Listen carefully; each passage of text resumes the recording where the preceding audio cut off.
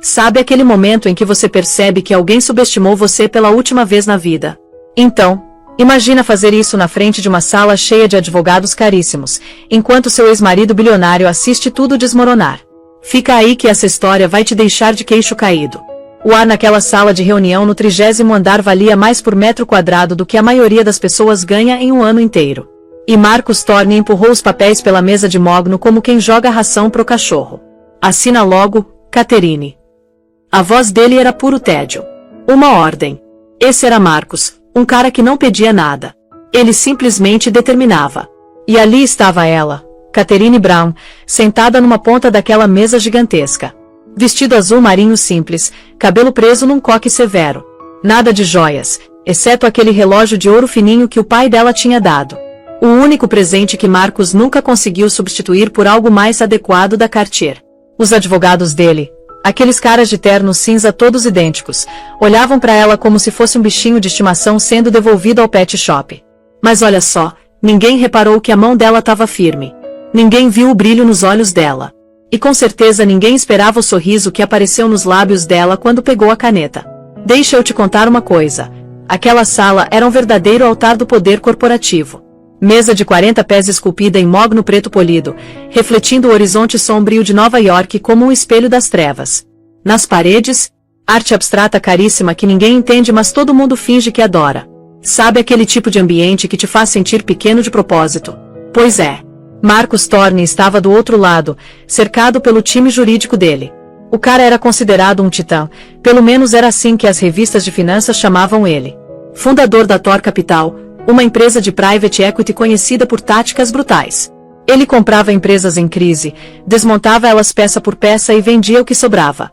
Tudo isso enquanto entregava lucros obscenos para os investidores. O cara era bonito daquele jeito cruel e angular. Terno sob medida que caía nele como segunda pele. E aquela arrogância toda. Parecia que abaixava a temperatura da sala só de existir. O advogado principal dele, um tubarão chamado David Cobré, deslizou o acordo final de divórcio pela mesa. Senhora Thorne, começou ele, voz suave e cara como uísque envelhecido, acreditamos que vai achar isto mais do que justo. Na verdade, é significativamente mais generoso do que o acordo pré-nupcial estipula. Catherine não olhou para ele. Os olhos dela estavam fixos em Marcus. Que, aliás, já estava checando o celular, entediado com o processo todo. Ele já tinha virado a página. A namorada nova dele, uma modelinho de 22 anos, provavelmente já estava esperando no lobby do apartamento novo. Justo, Catherine repetiu, bem baixinho. A palavra ficou flutuando no ar, pesada. Cobré pigarreou, sentindo que tinha algo errado. Uma quantia única de 5 milhões de dólares, o apartamento em Tribeca e, claro, o acordo de confidencialidade é absoluto e vinculativo perpetuamente em todos os universos conhecidos e futuros. Ele quase sorriu da própria genialidade jurídica. 5 milhões. Para qualquer um, uma fortuna. Para Marcus Thorne, era o troco que ele achava entre as almofadas do sofá. A mansão principal deles em Greenwich valia 80 milhões. A casa de praia em Hamptons, 45 milhões. As obras de arte penduradas naquela sala, facilmente 100 milhões. O patrimônio líquido dele era estimado em 122,4 bilhões. Ele tá me oferecendo 0,04% da fortuna dele, Catherine disse, ainda olhando para Marcus. A máscara profissional do Cobré tremeu um pouco. Suas contribuições ao casamento, embora apreciadas, não foram financeiras, senhora Thorne. O acordo pré-nupcial é irrevogável. Isso aqui é um presente. Finalmente Marcus olhou para cima, os olhos azuis dele frios que nem o vidro daquele arranha-céu. Assina logo, Catherine. Não enche. Você era uma pesquisadora no Sotheby's quando eu te conheci, catalogando a vida dos outros. Eu te dei uma vida de verdade. Agora eu tô desfazendo isso. Pega a grana e some. E aí estava. A demissão. A crueldade casual que tinha se tornado o mundo inteiro dela. Durante 10 anos, ela tinha sido o enfeite bonitinho dele. Ele elogiava a beleza dela, a elegância, a capacidade de falar 4 línguas para impressionar os investidores internacionais nas festas intermináveis. Mas ele sistematicamente menosprezou a inteligência dela. Marcus tinha esquecido que ela tinha PhD duplo em História da Arte e Economia Forense por Yale. Tinha esquecido que para catalogar arte, você precisa primeiro entender o valor. O valor de verdade. É uma oferta generosa, Marcus, ela disse. A voz continuava firme. Marcos recostou na cadeira, triunfante. Fez um gesto para os papéis. Então assina. Tenho reunião às 13 horas. Catherine ignorou a caneta. 5 milhões tá ótimo. Cobré relaxou. Os advogados relaxaram. Mas eu quero mais uma coisa. Uma lembrancinha por valor sentimental. Marcos suspirou, irritado. O quê? O colar da Cartier? Os diamantes? Tá bom. Fala pro meu assistente. Não, Catherine interrompeu. Ela enfiou a mão na bolsa de couro simples e puxou uma única folha de papel dobrada com cuidado. Não era um documento do advogado Michuruca dela, que estava sentado pálido e em silêncio do lado dela. Era um documento que ela mesma tinha redigido. Ela deslizou o papel pela mesa. Eu quero isso. Cobré agarrou o papel, os olhos escaneando rapidamente. A testa franzida em confusão. Isso aqui é um documento de transferência de ativos para uma LLC de ativo único. Trident Holdings LLC. Ele olhou para Marcos. Isso é uma das suas empresas de fachada. O ativo listado é um carro. Marcos, que estava olhando para o celular, congelou. A cabeça dele virou num estalo. O tédio tinha sumido. O sangue drenado do rosto, deixando só uma palidez serosa e assustadora. O que você disse? Ele sussurrou. Catherine encarou ele. O primeiro traço de um sorriso apareceu. Trident Holdings. Registrada nas Ilhas Cayman. Tem um único ativo, um Pagani Huayra Roadster 2017 sob medida. Aquele que você chama de Trident. Eu quero ele. Agora, deixa eu te explicar uma coisa. Os primeiros 5 anos tinham sido um borrão de luxo impossível. Marcos Thorne não conquistou Catherine Rustova, ele a adquiriu. Ela estava trabalhando no Sotheby's, uma acadêmica brilhante com guarda-roupa cheio de roupa básica. Ele era uma força da natureza, um cliente fazendo lance num leilão. Ele convidou ela para jantar para discutir uma peça de arte, antes da sobremesa, já estava discutindo o futuro dela. Varreu ela para um mundo de jatos particulares, viagens espontâneas pro Lago Como, primeira fila na semana de moda de Milão. Comprou um guarda-roupa novo inteiro para ela, ensinou quais estilistas usar e quais artistas mencionar nas conversas. Ela era inteligente, aprendia rápido. Virou a esposa perfeita dos Thorne. Mas a fachada começou a rachar. Marcos não era parceiro, ele era curador. Ele curava as amigas dela, a agenda dela, as opiniões dela. O PhD em economia dela. Adorável, ele chamava. Mas você não precisa mais preocupar essa cabecinha linda com números, querida. Eu tenho gente para isso. Ele isolou ela. As amigas da academia foram desaparecendo, intimidadas pelos seguranças armados na mansão. A família humilde e trabalhadora dela foi tratada como novidade, depois descartada. Ela ficou sozinha, cercada de funcionários numa casa-museu de 30 mil pés quadrados. A crueldade no começo era sutil. Ele corrigia ela na frente dos amigos poderosos. Cortava ela no meio das frases. Minava o trabalho de caridade dela, trocando a fundação escolhida por ela na última hora por uma da preferência dele. Depois vieram as traições. Casuais e frequentes quanto às negociações de ações dele. Ela achava recibos de bangalos do Chatial Marmon, um brinco perdido, tão clichê, no bolso do smoking dele. Quando ela confrontou ele pela primeira vez, ele nem negou. Catherine, não seja provinciana. Ele debochou, ajeitando a gravata. Eu sou um homem de apetites significativos. Não significa nada. É só fricção. Você é minha esposa. Isso é uma posição, um título. Comporte-se adequadamente. Ela se despedaçou. Passou semanas chorando numa casa tão grande que ninguém conseguia ouvir. Pensou em ir embora. Até marcou consulta com uma advogada, uma mulher gentil que deu uma olhada no acordo pré-nupcial e empalideceu. Catherine, a advogada disse com delicadeza, isso aqui não é um pré-nupcial. É uma declaração de rendição incondicional. Ele desenhou isso para te deixar sem nada. Os ativos dele estão trancados numa rede bizantina de trustes offshore e LLCs completamente isolados de reivindicações matrimoniais. A cláusula de infidelidade está até invertida. Diz que qualquer perturbação emocional ou escândalo público causado por você anula seu acordo. Se você fizer um escândalo, recebe 0. Sai só com a roupa do corpo. Catherine voltou para a prisão em Greenwich. Tava presa, derrotada. O ponto de virada não veio com estrondo. Veio numa terça-feira. Marco supostamente estava em Hong Kong. Catherine estava na biblioteca tentando ler quando ouviu uma risada familiar vindo da casa da piscina. Uma risadinha aguda e juvenil. Ela atravessou o gramado impecável. As luzes estavam acesas.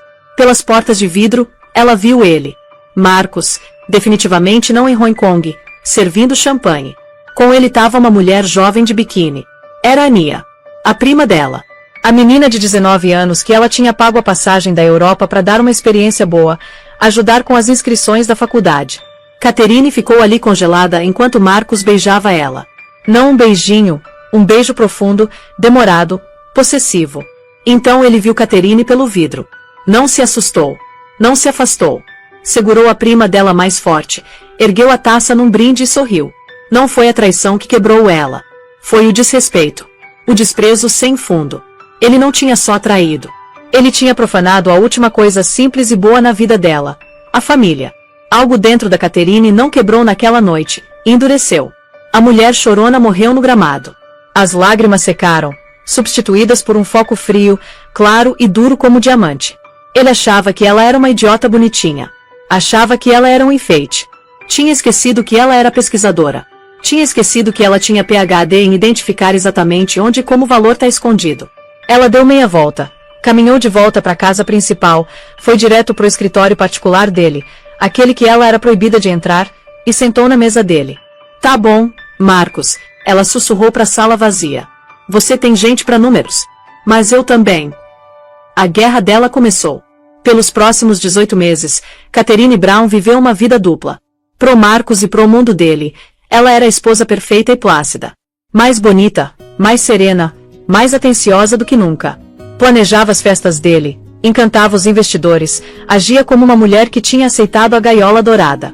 Marcos, vendo a nova submissão dela, ficou entediado e ainda mais descuidado. Deixava os laptops abertos, o servidor particular desprotegido. Via ela como mobília. E você não esconde coisas de uma cadeira. Mas de noite, quando a casa de 30 mil pés quadrados caía em silêncio, Catherine estava trabalhando. O PhD em economia forense dela não era só sobre arte.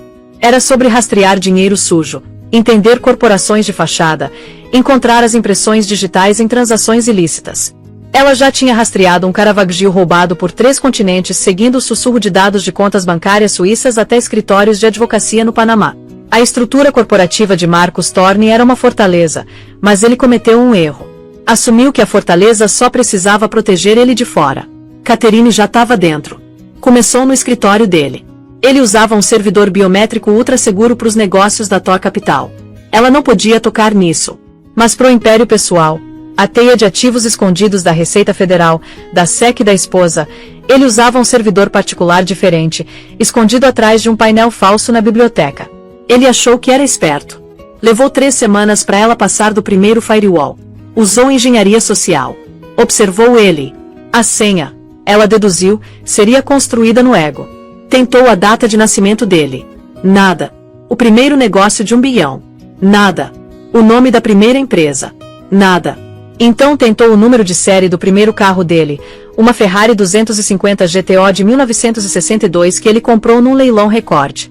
Acesso concedido. O servidor abriu e Catherine caiu num buraco de corrupção impressionante. Era pior do que ela imaginava. Marcos não era só um capitalista vulture e brutal, era um criminoso. Ela encontrou planilhas detalhando um esquema que mentalmente apelidou de Projeto Atlas. Marcos estava conspirando com um grupo de traders internacionais para inflar artificialmente e depois fazer venda a descoberto de ações farmacêuticas. Era, na essência, pump and dump com remédios que salvam vidas.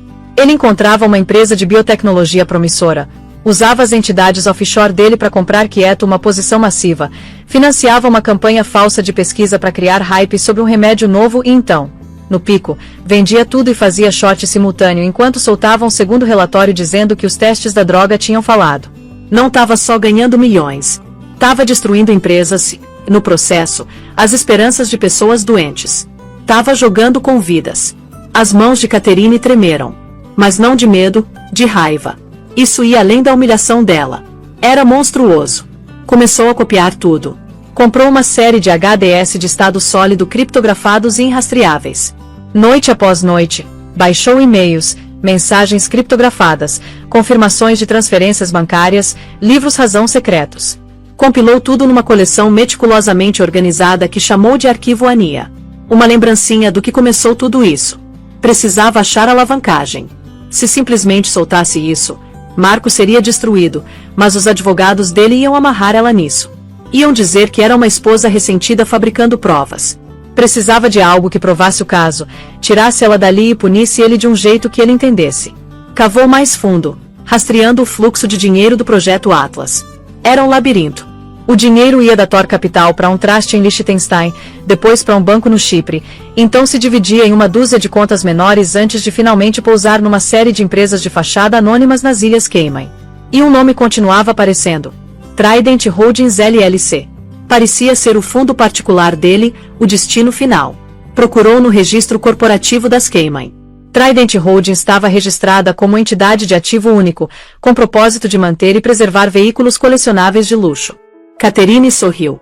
Sabia exatamente qual veículo. O Trident. Era o bebê dele. Um Pagani Huayra Roadster único de 4 milhões de dólares com carroceria de fibra de carbono sob medida e interior costurado com fio de platina. Ele tinha voado para a Itália meia dúzia de vezes para supervisionar a criação. Não era só um carro para ele. Era símbolo da virilidade, do poder, do conhecimento refinado dele.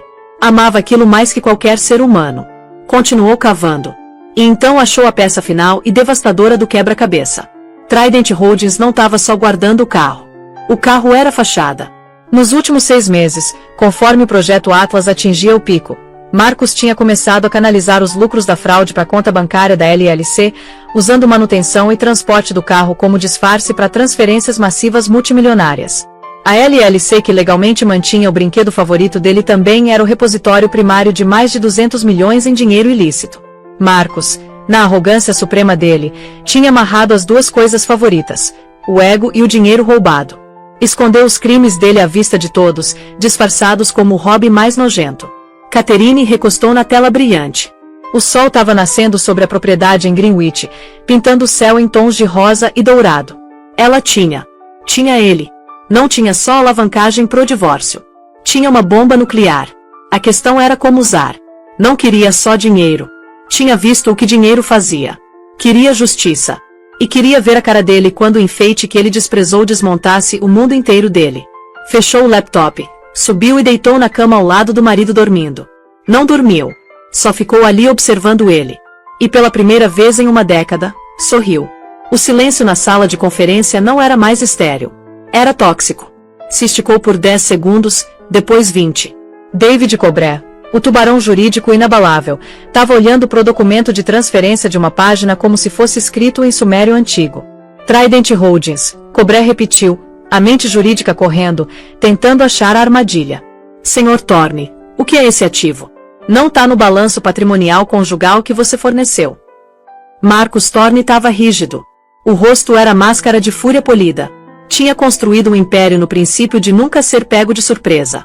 E a esposa dele, o troféu, tinha acabado de cegar ele numa sala cheia dos advogados bilionários dele. É uma holding, Marcos disse, voz perigosamente baixa. Uma lembrancinha, como ela disse. Guarda um carro. Um carro. Cobré pareceu aliviado. Só um carro, senhora Thorne. Podemos facilmente atribuir um valor ao veículo e adicionar ao seu acordo. Um Pagani 2017, digamos 3,5 milhões, valor de mercado generoso. Já estava pegando a caneta para emendar o documento principal. Não, Catherine disse, voz ainda quieta, mas agora cortando a sala como bisturi. Não quero o valor. Quero a LLC. Quero o ativo. Cobré parou. Era irregular. Não é assim que se faz. Transferir uma entidade offshore é complexo. É um pesadelo fiscal. Não faz sentido. Porque você quer a empresa. Só pega o carro. Porque eu gosto do nome, Catherine disse levemente. Marcos explodiu. Para de joguinho, Catherine. O que você quer? Eu disse, ela falou, olhando direto nos olhos dele. Eu quero Trident Holdings. Você assina aquele papel. Eu assino esses. Simples assim. Cobré olhou para o cliente. Marcos, tem algum problema? É só um carro. Deixa ela ficar com o maldito carro. Deixa ela ficar com a LLC. É uma concessão de 3,5 milhões para fechar o negócio. É erro de arredondamento. Mas Marcos não estava olhando pro Cobré.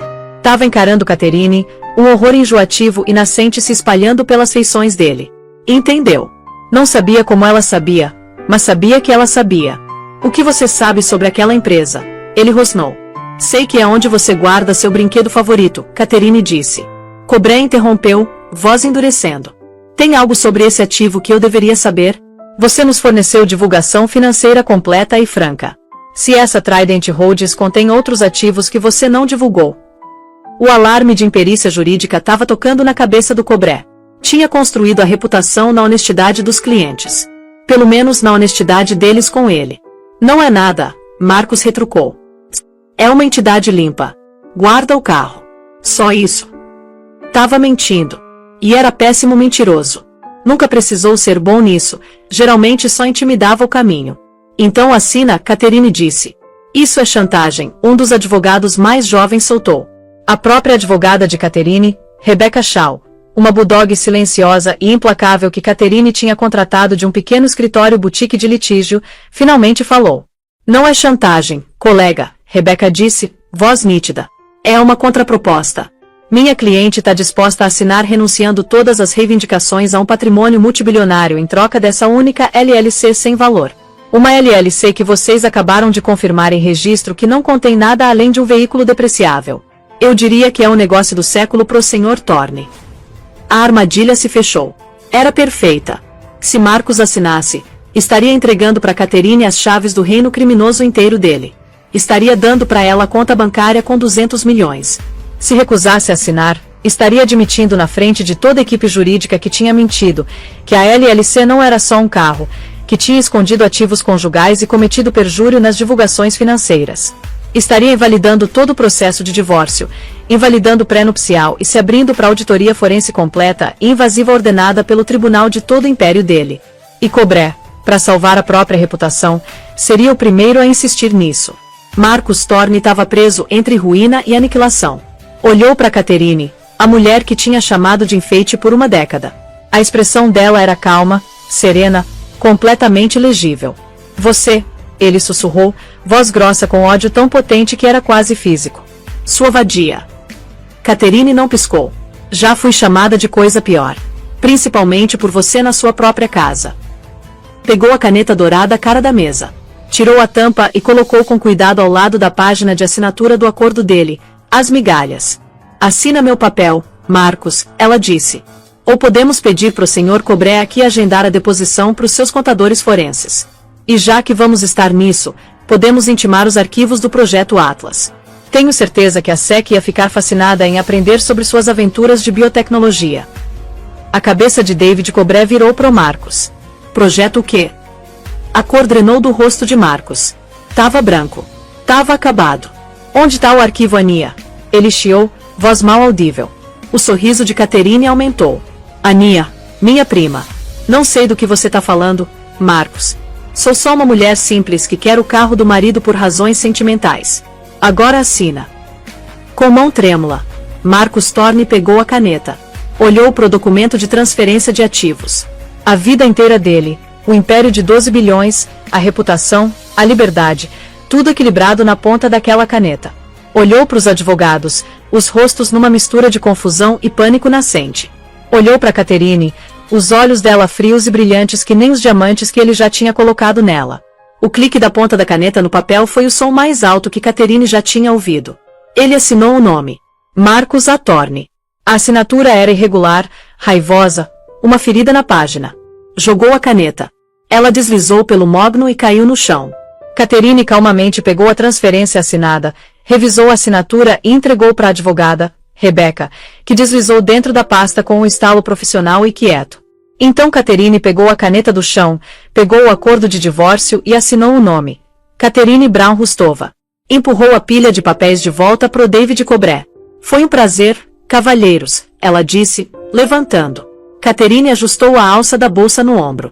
Ela e Rebecca Shaw começaram a andar em direção à porta. Espera, Marcos disse. A voz estava oca.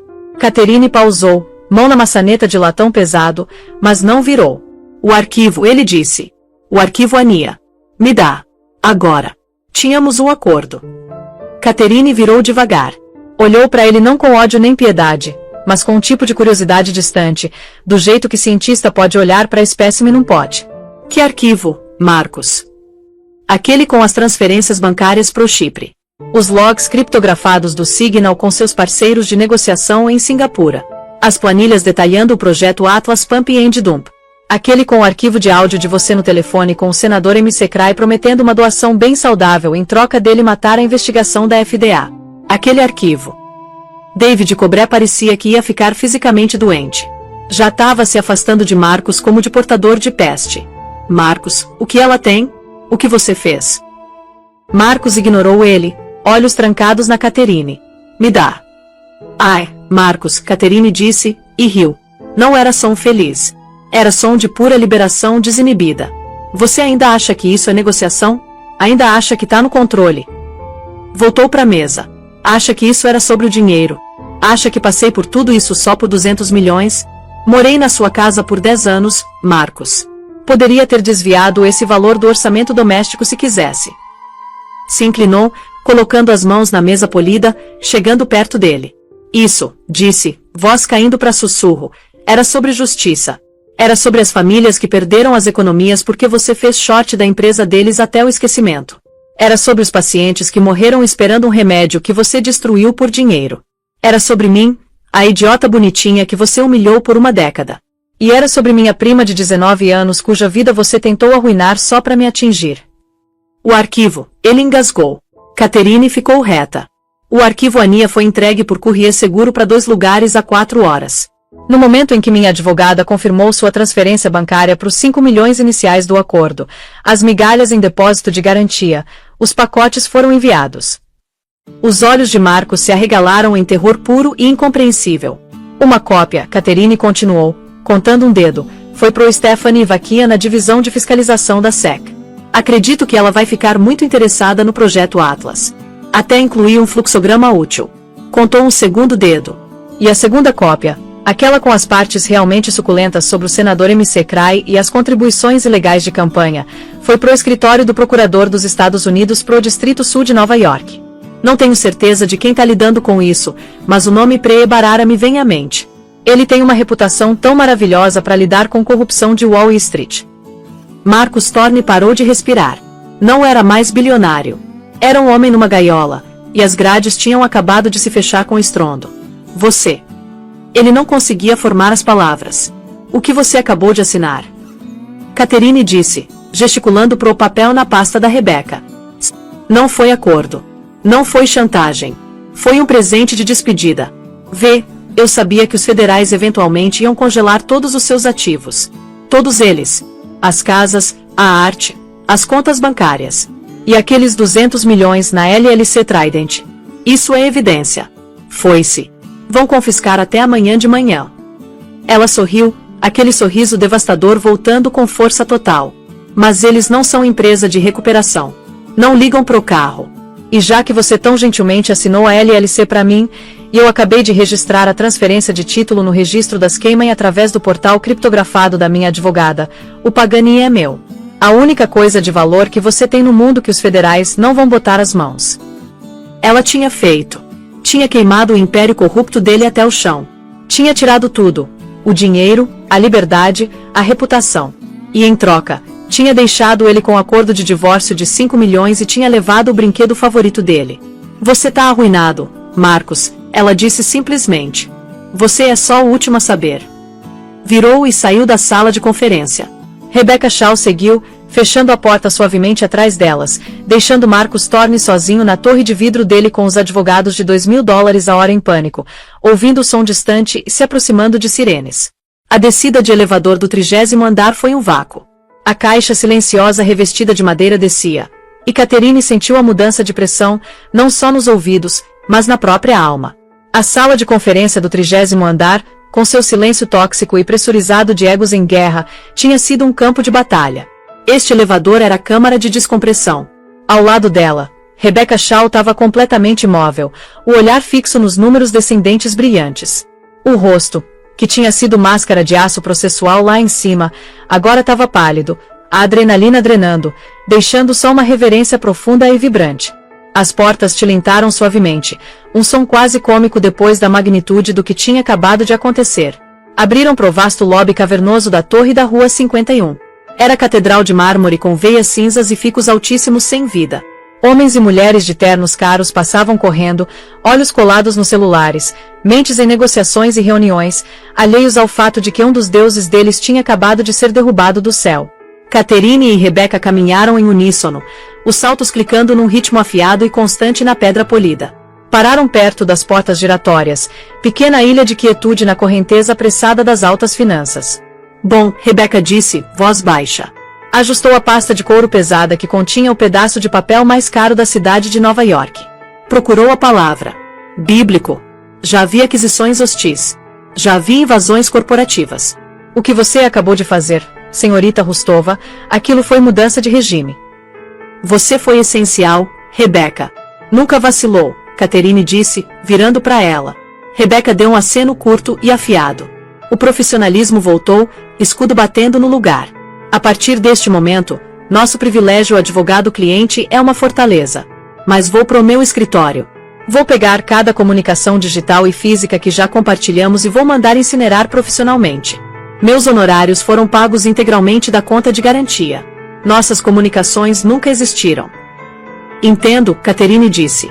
Para todos os efeitos, Rebecca continuou, fui advogada de divórcio simples que negociou o acordo modesto contra pré-nupcial blindado. Você é cliente de quem nunca vou falar ou com quem vou falar novamente. Entende? Perfeitamente. Ótimo. Rebecca estendeu a mão. O aperto era firme, seco e forte. Não sei para onde você vai, senhorita Rustova, mas suspeito que vai se dar muito bem. O mesmo para você, Rebecca. Soltaram o aperto. Era reconhecimento silencioso final.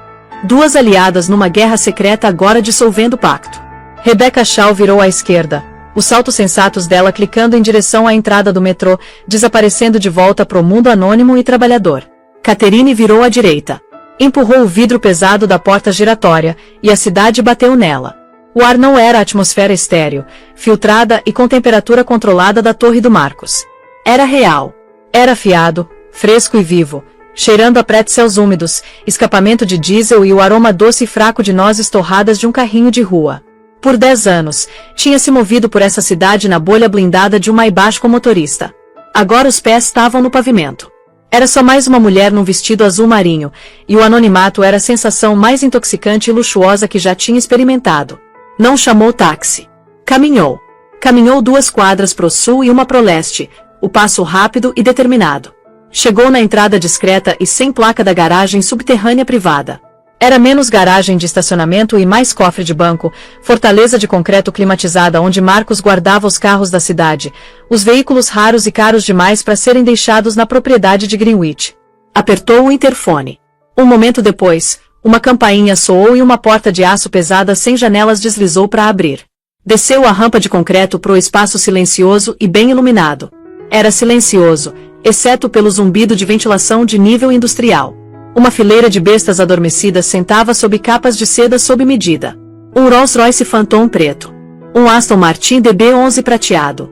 Uma Ferrari 275 GTB Vintage em vermelho clássico. O atendente, homem na casa dos 50 chamado Miguel, saiu da cabine de vidro pequena, limpando as mãos num pano. Pareceu surpreso, depois nervoso. Catherine nunca estava ali, e nunca estava ali sozinha. Boa tarde, senhora Thorne. Ele disse, nota de cautela na voz.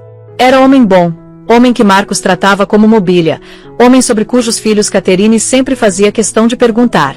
É senhorita Rustova agora, Miguel, ela disse, voz gentil mas firme. Era a primeira vez que usava o nome de solteira com estranho. Parecia sólido. Correto.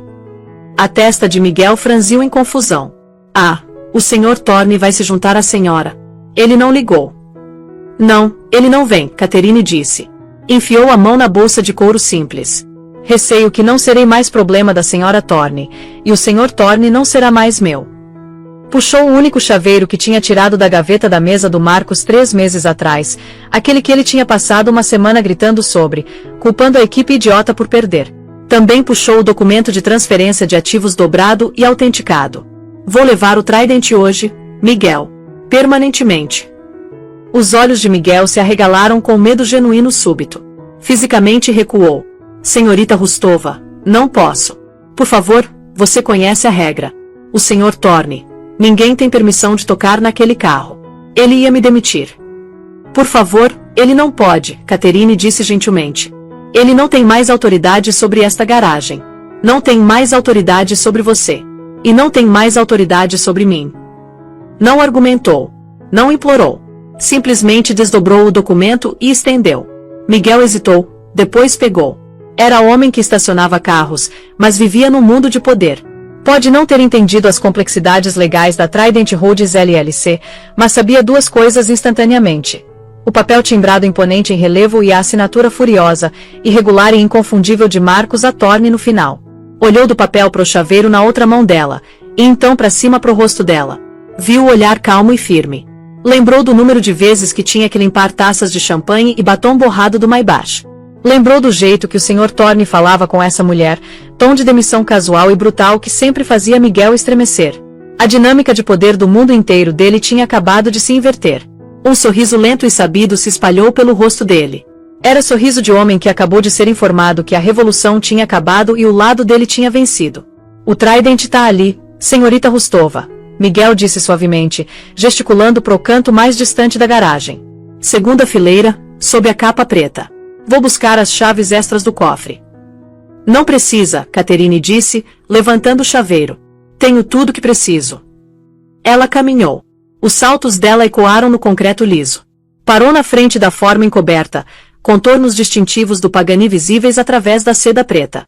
Por um momento, ficou parada ali, olhando. Não era só carro. Era a manifestação física da arrogância dele, do ego dele, de tudo que ele valorizava mais que pessoas. Estendeu a mão e agarrou a borda da capa. No movimento suave, puxou. A seda deslizou, pudlando no chão como água preta. E ali estava. O Pagani Huayra Roadster Trident. Mesmo parado, parecia violento. A carroceria era fibra de carbono nua e exposta, tecida em padrões complexos que pareciam ossatura de criatura alienígena. Não tinha pintura, só o carbono cru, selado e polido até brilho profundo e escuro. As portas de asa de gaivota estavam fechadas, dando ao carro perfil predatório e agachado. O interior, visível através do vidro curvo, era obra-prima de couro cor creme e detalhes em alumínio costurados. Marcos tinha insistido, com fio de platina real. Cada costura era linha de luxo insano. Na traseira, o motor V12 biturbo era visível através de painel de vidro, exibido como obra de arte que era. 754 cavalos de poder esperando serem acordados. Catherine abriu a porta com o controle remoto. A porta de asa de gaivota se ergueu com assobio hidráulico suave, abrindo como asa de pássaro mecânico gigante. Ela deslizou para dentro. O assento abraçou ela. O couro era macio, perfumado, obscenamente confortável. As mãos dela encontraram o volante, não couro, mas fibra de carbono nua, texturizada para aderência. Na frente dela, a instrumentação era minimalista, futurista. Mostradores analógicos misturados com telas digitais. Tudo em italiano, porque Marcos tinha insistido em autenticidade. Ela colocou o chaveiro no slot, apertou o botão de ignição. Por um batimento cardíaco, nada. Então o motor V12 ganhou vida. Não foi ronronada. Foi explosão. O som encheu a garagem, ricocheteou nas paredes de concreto, um rugido grave, gutural e absolutamente feroz que ela sentiu nos ossos. Não era barulho de máquina. Era barulho de coisa viva, raivosa, feroz. O carro inteiro vibrou, tremeu com a energia pura do motor. O tacômetro pulou, os 12 cilindros se estabilizando num ralenti ameaçador. O escapamento crepitou e estalou, chamas pequenas saindo dos tubos, visíveis no espelho retrovisor. Catherine se sentou ali, as mãos no volante, sentindo o poder bruto sob ela. 4 milhões de dólares em engenharia, artesanato e ego masculino puro. E era dela. Apertou o botão para baixar o teto. O teto conversível de lona começou a se retrair com zumbido motorizado, dobrando em seções complexas até sumir completamente, deixando ela completamente exposta ao ar. Olhou para Miguel, que estava parado afastado, observando ela com expressão de puro prazer desenfreado. Puxou pilha dobrada de notas da bolsa, 5 notas de $100. Para sua família, Miguel. E pelo seu silêncio. Obrigada. Ele pegou o dinheiro, olhos arregalados, e enfiou fundo no bolso. Boa sorte, senhorita Rustova, ele disse, voz sincera. Dirija com cuidado. Ela tem muito chute. Ah, eu sei, Catherine disse. Tô contando com isso. O pé dela, No salto azul marinho simples, tocou o acelerador. Não apertou, só tocou. O motor gritou. Não foi rugido, foi guincho.